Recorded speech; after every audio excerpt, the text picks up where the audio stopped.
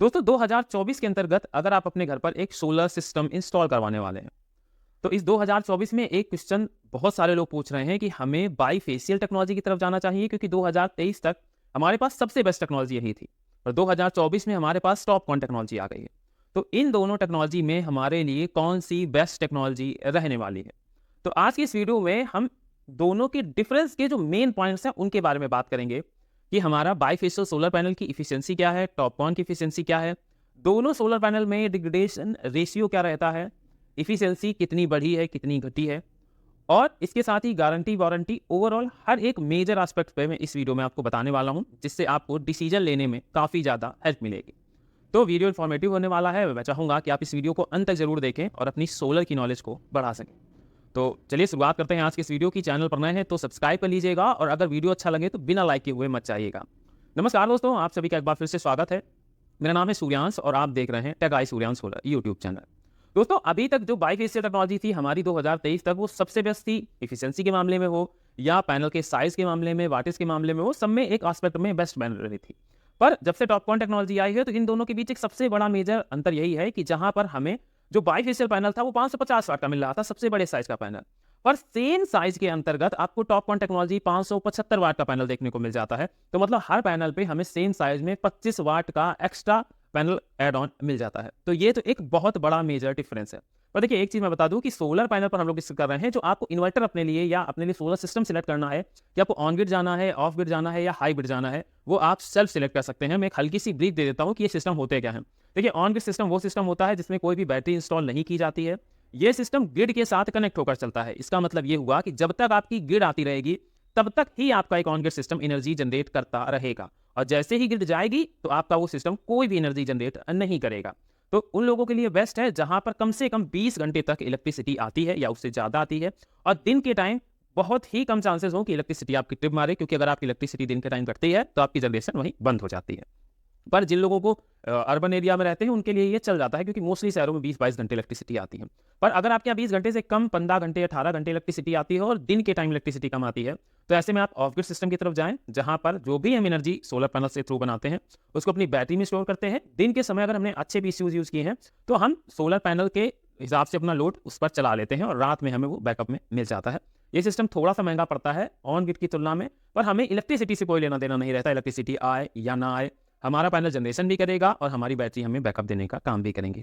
और इन दोनों सिस्टम की टेक्नोलॉजी को ऐड करके बना दिया गया हाइब्रिड सिस्टम, जिसे आप एज अ ऑन ग्रिड भी चला सकते हैं, एज अ ऑफ ग्रिड भी चला सकते हैं। मतलब इसमें बैटरियां भी इंस्टॉल होती हैं और आप इसमें इलेक्ट्रिसिटी बेच भी सकते हैं। पर एक चीज़ का ध्यान रखें, कोई भी सिस्टम लगवाएं अपनी नीड के अकॉर्डिंग ही लगवाएं, क्योंकि अगर ऑन ग्रिड सिस्टम भी आप अपनी नीड से ज़्यादा लगवाते हैं तो जहाँ इलेक्ट्रिसिटी हमें 8 से 10 रुपए के बीच मिलती है जब हम सरकार से परचेज करते हैं और जब सेल करते हैं तो 3-3.5 रुपए होती है, जिस रेशियो के हिसाब से हमारा एक ऑन ग्रिड सिस्टम बिजली बेचने के हिसाब से कहीं ना कहीं महंगा पड़ता है।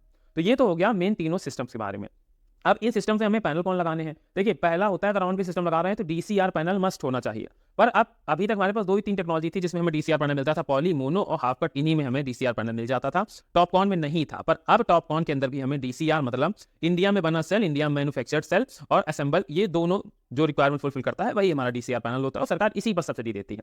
तो अब टॉपकॉन टेक्नोलॉजी भी हमें डीसीआर पैनल में मिल जाएगी जो अडानी ग्रुप के पैनल्स हैं और कई कंपनियां हैं जो अब इंडिया के अंदर टॉपकॉन आपको डीसीआर दे देंगे। तो सबसे नंबर 1 डिफरेंस मैंने बता दिया कि पैनल के सेम साइज के अंदर आपको टॉपकॉन में 25 वाट तक ज्यादा सेल मिलने वाली है, मतलब 575 वाट का सोलर पैनल मिलने वाला है। दूसरी इंपॉर्टेंट चीज कि आप अभी तक देखिए हमारे पास 21.1 की एफिशिएंसी का बाईफेशियल पैनल था जो कि हमारे लिए बेस्ट थी। अगर पॉली से तुलना करें तो 17 थी पॉली की और यहाँ 21 थी, मतलब 3-4 तक का हमारा डिफरेंस था एफिशिएंसी का।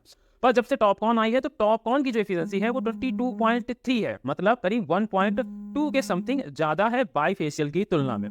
तो एक प्रमुख कारण है जिसकी वजह से अगर आपका बजट ठीक है तो आप बाईफेशियल को छोड़कर इस एन टाइप के टॉपकॉन टेक्नोलॉजी की तरफ जा सकते हैं। दूसरी इंपॉर्टेंट चीज कि एन टाइप जो सोलर पैनल है उसका डिग्रेडेशन रेट हमारा कहीं कम है जब हम इसकी तुलना करते हैं बाईफेशियल सोलर पैनल से। अगर हम लोग एक ऑन एवरेज पर ईयर के हिसाब से, पर ईयर सिंगल ईयर की बात करें तो एक बाईफेशियल टेक्नोलॉजी के अंदर 2% का डिग्रेडेशन देखने को मिलता है। वहीं हमारी टॉपकॉन के अंतर्गत ये डिग्रेडेशन मात्र 1% का है। तो आप ये परसेंट में 1 और सिर्फ 2 का अंतर है, पर एक्चुअल में जब हम इसको कैलकुलेट करते हैं तो ये काफी बड़ा डिफरेंस निकलकर सामने आता है। तीसरी इंपॉर्टेंट चीज कि बाईफेशियल के अंदर जो हमें वारंटी मिलती है वो सिर्फ 25 साल तक की मिलती थी, पर अब हमें जो टॉपकॉन एन टाइप के अंदर टेक्नोलॉजी के अंदर वारंटी मिल रही है वो मिल रही है पूरी 30 साल की। तो अगर उसके जो डिग्रेडेशन लेवल है वो कम है, तभी तो कंपनी उस पर हमें वारंटी भी ज़्यादा ऑफर कर रही है। इसका मतलब अगर आप एक बार इन्वेस्ट करते हैं तो आपको अप्रॉक्सिमेटली 4 से 5 साल तक वो पैनल ज़्यादा अच्छी परफॉर्मेंस करके देगा आपकी बाईफेशियल की तुलना में, जिससे आपको जल्दी से जल्दी अपने पैनल रिप्लेस नहीं करने पड़ेंगे। तीसरी इंपॉर्टेंट चीज़ दोस्तों, जब भी आप कोई भी सोलर पैनल लगवाएं तो एक चीज़ का ध्यान रखें कि उस सोलर पैनल के अंदर डिग्रेडेशन के साथ साथ जो उस पैनल का साइज है वो कहीं ना कहीं ज़्यादा मैटर करता है। क्योंकि अगर हम मान लीजिए 2 से 3 किलोवाट या 4 किलोवाट का सिस्टम लगवा रहे हैं तब तो हमें ज़्यादा मेजर नहीं करता, क्योंकि हमारे पास स्पेसिफिक रूप है 5 से 6 पैनल, 7 पैनल, 8 पैनल लगने हैं। और पर अगर हम बड़े सिस्टम की तरफ चले जाते हैं तो वहां पर अगर एक एक पैनल 25-25 बार बढ़ता चला जाएगा तो कहीं ना कहीं हमारे नंबर ऑफ पैनल्स कम हो जाएंगे, स्ट्रक्चर की कॉस्टिंग कम हो जाएगी। ऐसे हमें एडवांटेजेस देखने को मिल जाते हैं। तो ये तो कुछ कोर एडवांटेज, और एक सबसे बड़ा डिफरेंस है इन दोनों के बीच में, वो ये है कि देखिए जहां हमें बाईफेशियल के अंतर्गत जो डिग्रेडेशन लेवल था वो एनुअल तो 2 और 1 का डिफरेंस था, पहले हम लोग 30 साल और 25 साल का कैलकुलेट करते हैं तब भी इनके बीच अंतर एकदम स्पष्ट समझ में आता है। हमारा जो बाईफेशियल सोलर पैनल है उसके अंदर डिग्रेडेशन रेट पूरा एनुअल 25 साल तक का देखें तो 0.45% देखने को मिलता है। पर अगर हम लोग टॉप कॉन का पूरा देखते हैं तो टॉप कॉन के अंदर यही नंबर घट के 0.40 हो रह जाता है, मतलब 0.5 का डिफरेंस, 0.5 का डिफरेंस इन दोनों पैनल्स के बीच देखने को मिलता है। तो ओवरऑल कंक्लूजन यही है कि अगर आप 2024 के अंतर्गत कोई सिस्टम इंस्टॉल करवा रहे हैं तो इस चीज का ध्यान जरूर रखें कि आपको एक ऐसा पैनल लगाना है जो लेटेस्ट टेक्नोलॉजी के साथ है। तो आपको सिलेक्ट करना है आज की डेट में, अगर आप ऑन ग्रिड विद सब्सिडी लगा रहे हैं तो टॉप कॉन का DCR पैनल सिलेक्ट करना है, जिस पर आपको सब्सिडी भी मिलेगी और एक काफी लंबी लाइफ देखने को मिलेगी, जिससे आपको कभी बीच में प्रॉब्लम ना आए। और टॉप कॉन के अंदर आपको माइक्रो क्रैक्स जैसी प्रॉब्लम्स भी कंपेयर टू हमारे बाईफेशियल के कम देखने को मिल रही हैं। तो इससे आपका थोड़ा सा बजट जरूर फ्लेक्सिबल होगा, पर आपको एक अच्छा ड्यूरेबल लेटेस्ट टेक्नोलॉजी का सिस्टम देखने को मिल जाएगा। आप टॉप कॉन पैनल अपने on grid, of grid, high grid किसी भी सिस्टम में लगा सकते हैं, कोई भी प्रॉब्लम नहीं आएगी। और इफिशियंसी ज्यादा है तो आपको जो पर यूनिट जनरेशन देखने को मिलता था किलोवाट के अकॉर्डिंग, वो भी कहीं ना कहीं ज्यादा ही देखने को मिलेगा बाईफेशियल की तुलना में टॉप कॉन के अंतर्गत। तो अब आप आई होप जब डिसीजन लेने जाएंगे तो ये 4 से 5 पॉइंट जरूर ध्यान रखेंगे कि हमें टॉप कॉन पैनल क्यों सिलेक्ट करना है। देखिए एन टाइप पी टाइप का जो डिफरेंस है वो मैं अपने कई वीडियोस में बता चुका हूं, तो अगर आप एन टाइप पी टाइप के बारे में जानना चाहते हैं तो स्पेसिफिक वीडियो अवेलेबल है कि what is the difference between N type and P type solar panel, आप वहां से जाकर देख सकते हैं। दोस्तों इस वीडियो में मैंने आपको जो भी पॉइंट टू पॉइंट इन्फॉर्मेशन थी वो सारी इन्फॉर्मेशन आपको वीडियो के माध्यम से दे दी है।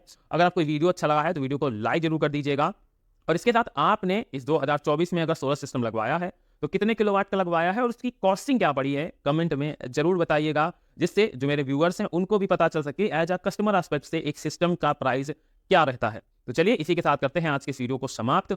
मिलते हैं नेक्स्ट वीडियो में किसी नई अपडेट के साथ। दोस्तों चैनल पर नए थे तो अभी जाकर सब्सक्राइब कर दीजिएगा, क्योंकि सोलर से जुड़ी हुई कंप्लीट इन्फॉर्मेशन मैं अपने इस चैनल पर वीडियो के माध्यम से देता हूं। और अगर आपका कोई भी सवाल है तो आप उस सवाल को कमेंट में लिखिएगा, मैं आपके उस कमेंट का जवाब जरूर देने वाला हूं।